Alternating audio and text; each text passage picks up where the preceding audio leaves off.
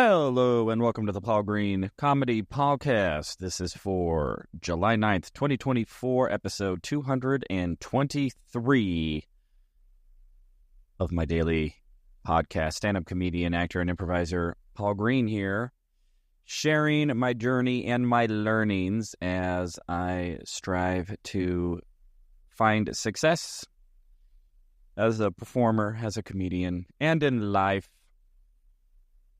And just sharing any tidbits of wisdom or learnings that I ascertain. Ooh, there's a good word.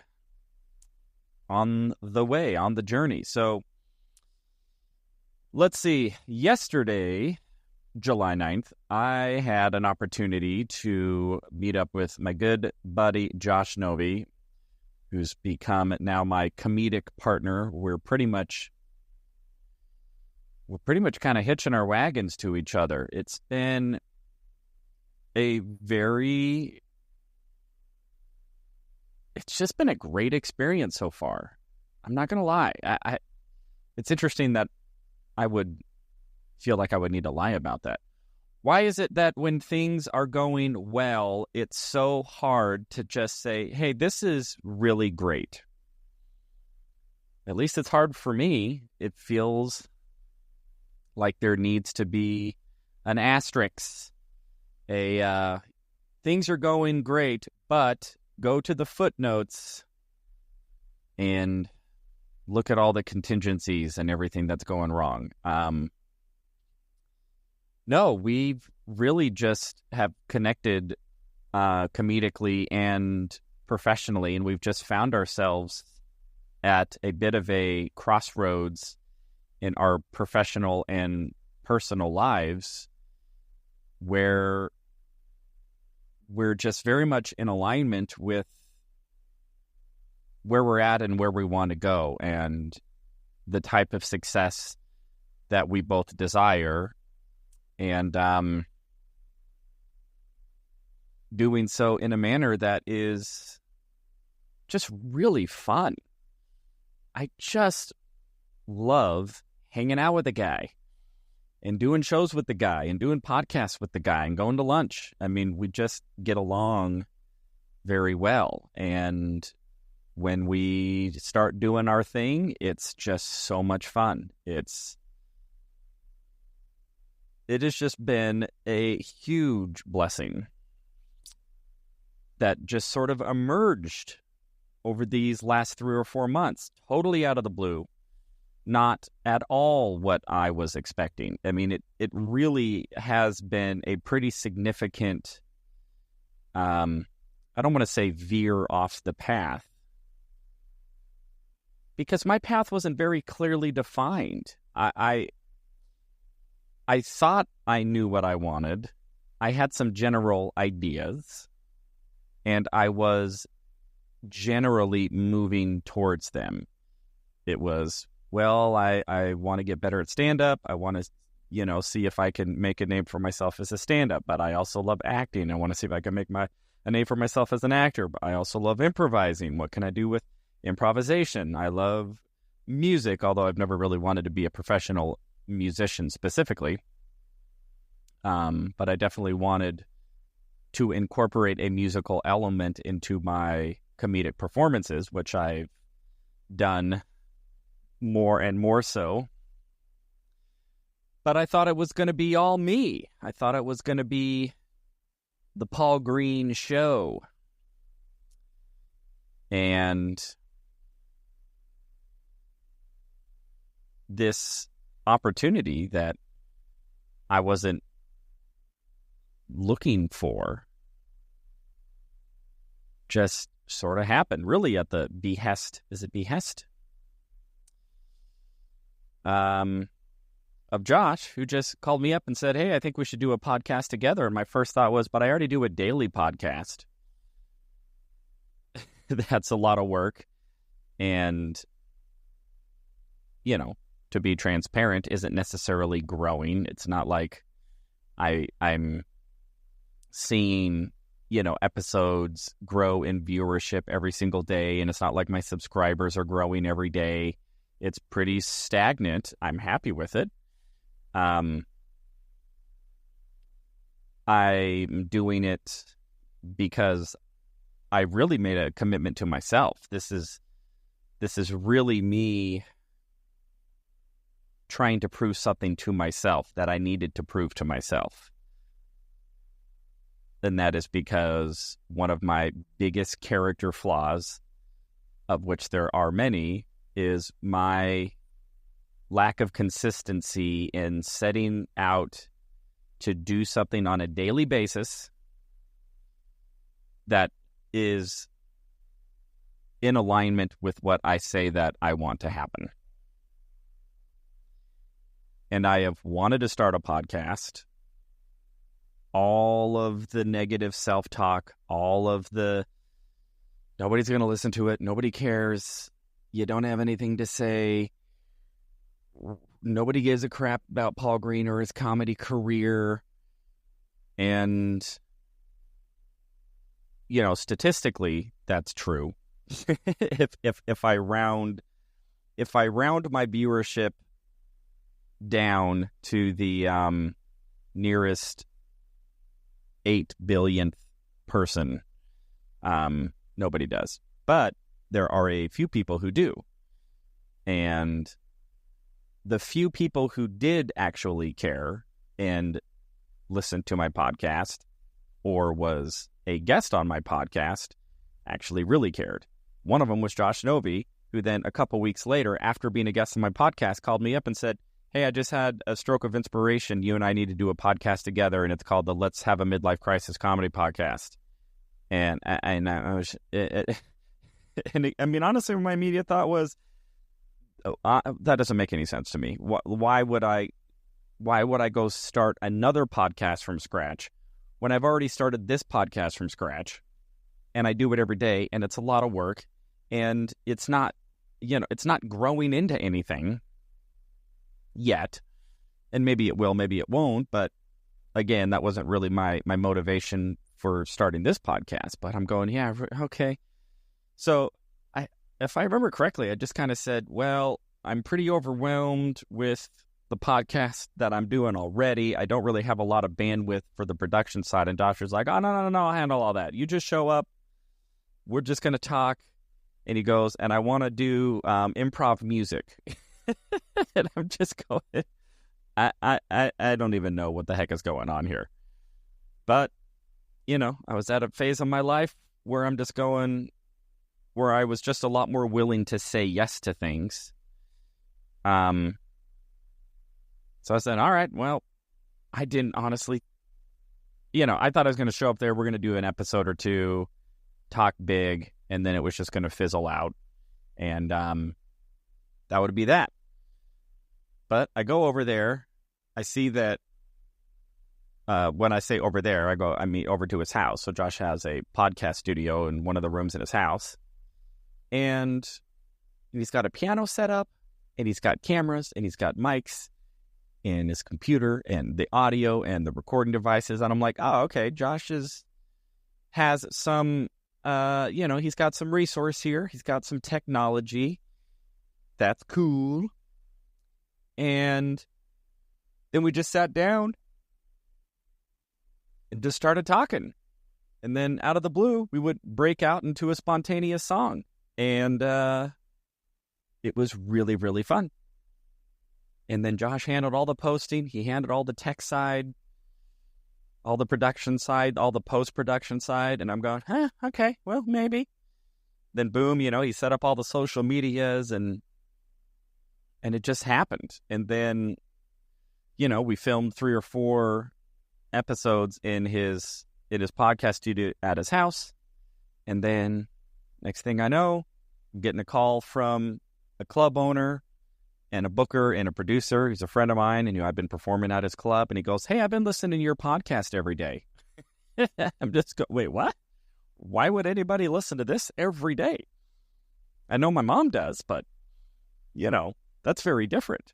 And he was so gracious. He just said, "I want you to know that I'm listening to this podcast, and what you talk about is actually really inspirational to me, and I'm starting to look forward to it. And I want you to know that I know you may think that you're just talking to the wind and nobody cares, but hey, I care." And And then he also said, hey, if you ever want to produce a show at my club, me and my wife would love to support you. And I just was like, oh my gosh.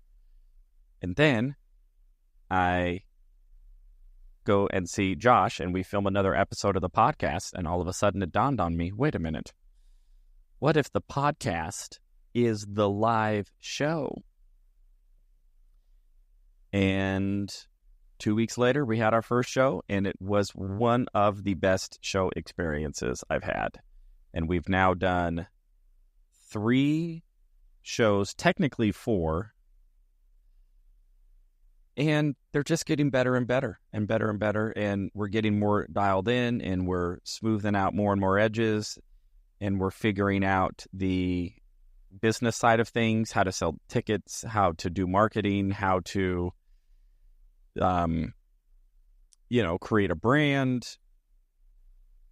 And we're just all in. And every time we talk, we just talk big and we dream big, but we also are putting in the work and taking the risks and, risking money and, spending money on advertising, hoping that we'll sell tickets without really knowing if we're going to sell tickets. It's a very different ball game that we're in, but man, is it exciting, and it's so fun, and I'm just having the time of my life. I never felt this way before. So I'm very grateful. I'm very grateful that this has happened, and I'm just really excited about it, and I don't want to stifle that and act too cool for school about it, because that is my inclination, is to not allow myself to be too excited. It's almost like gearing up for disappointment, So that is what I am working on. And with that, I will now turn focus to what I have been talking about, which is a book that I'm listening to called The 48 Laws of Power by Robert Greene. The 48 Laws of Power, that's it. And I don't know, when I went into reading the book, I had a very different idea of what I thought it was. Now, I'm way into self-help. I've listened to so many self-help books. I've read so many more. I've attended the seminars. I've gone to the Tony Robbins. I've done the meditations. I've done the journaling. I've done the dream boards. I've done the manifestation. I've done the, heal your inner self. I've done the performance-based stuff. I've done the exercise routines and the apps and the diets and the budgeting and the, I have done so much crap to try to make my life what I feel I want it to be. And I thought that this book initially was just going to be a little more self-helpy, a little more like, hey, here's a rule, here's a law. I was kind of thinking maybe like Jordan Peterson's 12 Rules for Life, which I actually love Jordan Peterson's 12 Rules for Life. I even read his second book in that genre. I think it's just 12 More Rules for Life. I don't quite remember enjoying that one as much. I don't remember why, though. I do remember very much enjoying his first book, 12 Rules for Life. But anyway, I thought I was going to get something like that. And the book has just been a very different tone. And a tone that I don't like, and yet for some reason I'm still listening to it and still trying to learn from it. And really what I'm trying to do is understand what it is about me that, it's not like I'm triggered. It's not like I'm offended, like, oh, how dare they? It's more just I don't know. I'm just listening to it and I go, yes, I absolutely agree that what he's talking about could be a path to acquire power. If power in a silo is your main objective and you don't care about anything else, you don't care about fulfillment, you don't care about meaningful relationships, you don't care about building relationships that are long-lasting. Why do I feel like I said that twice?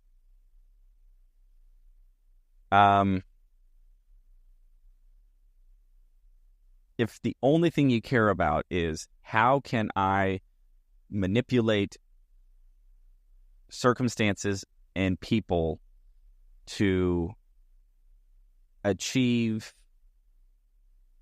power and authority and like victory over an enemy, then these laws would be very valuable. And what I'm trying to do is, okay, how can I take these laws and either look at their application through a different lens, discard them altogether, or could I do better? And what does better even mean? And to be quite honest, I don't know. I am just finding the book very disturbing.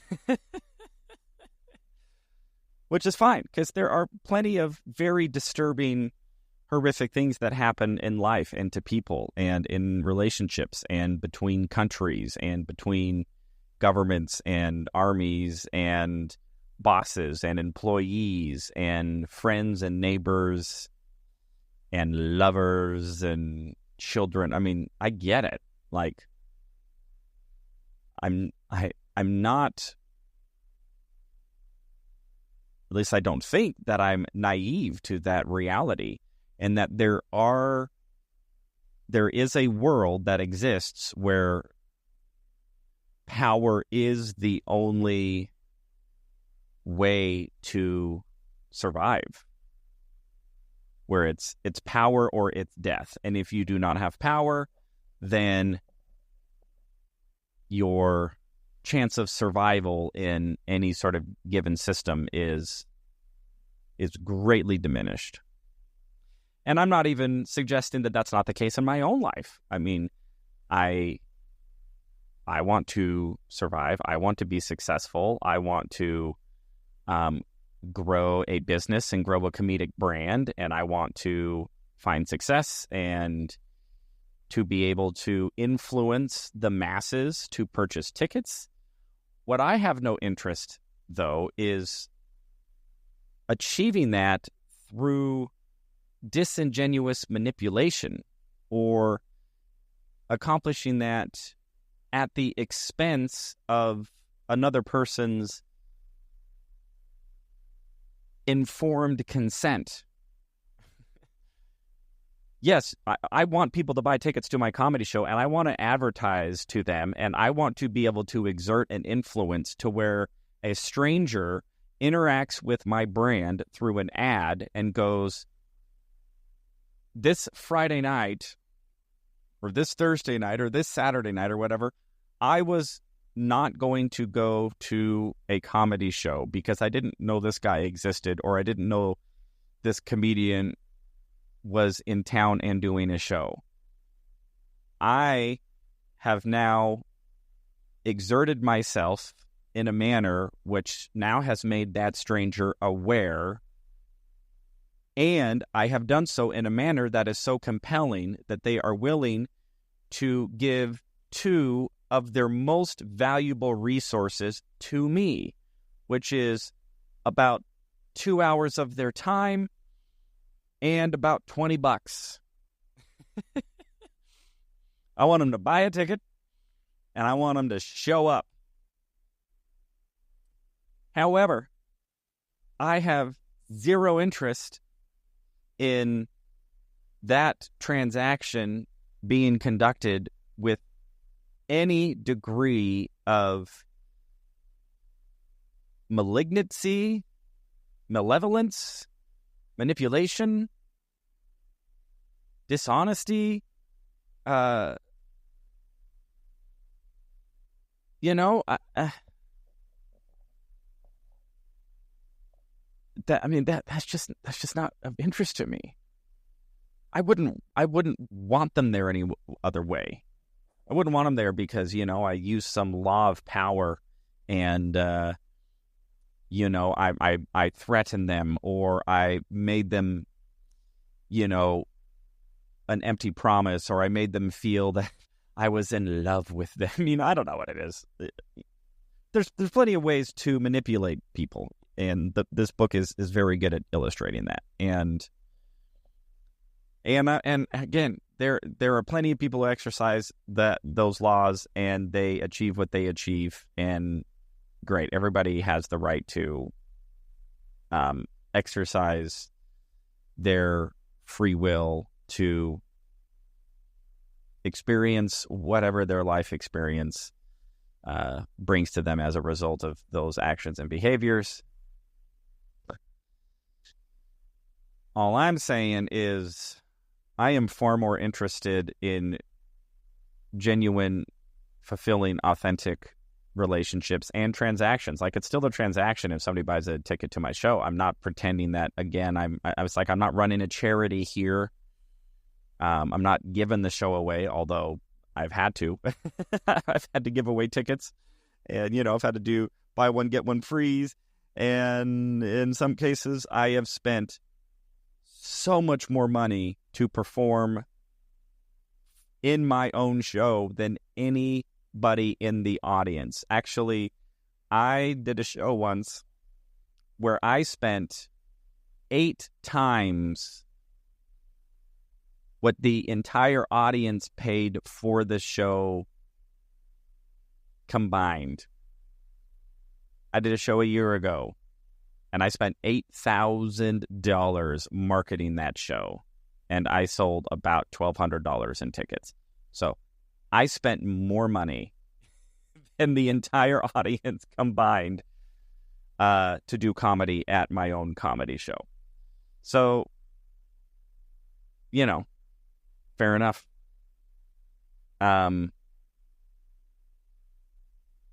But everybody who came to that show was there because they wanted to, and I did my best to let them know what the experience was, what they were getting, and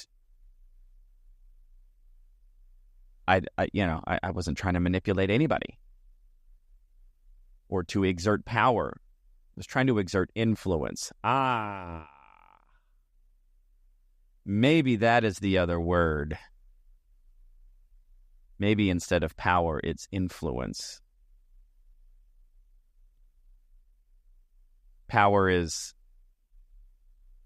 pushing the donkey up the hill. Influence is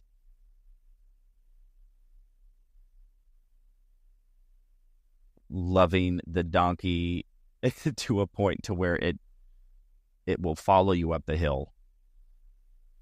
I don't know why I came up with a donkey analogy. That makes no sense. You know, power is do this or else. Influence is I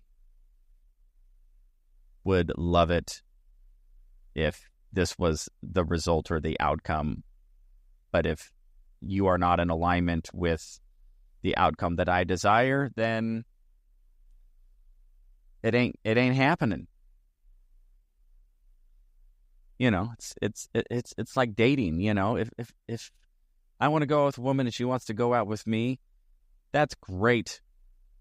If she doesn't, and the only way she would is either if she feels, you know, like threatened, or if I, you know, pull some sort of manipulation, mind trick, reverse psychology, you know, insult her, so she, whatever, you know, all of those like pickup artist books and all that, you know, crap, which, by the way, I read all those books about 15, 20 years ago because I was pretty desperate, and I read all those books, and they made me vomit in my mouth.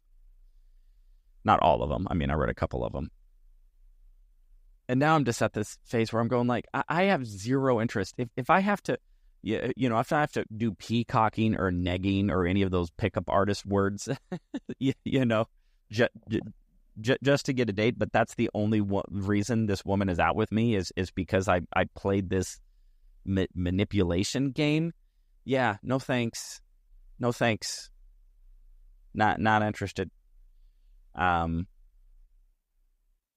So anyway, I'm all about the 48 Laws of Influence. Maybe that's the book I should write, the 48 Laws of Influence. And I should take every one of the laws of power and then rewrite it as a law of influence with a